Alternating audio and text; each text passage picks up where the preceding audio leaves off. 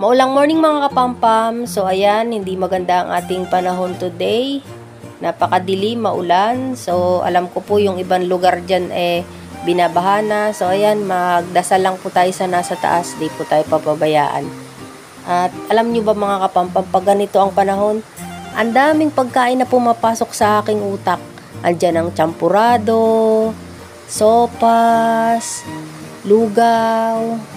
So, ayan, sino yung nakakaisip ng mga ganyan dyan?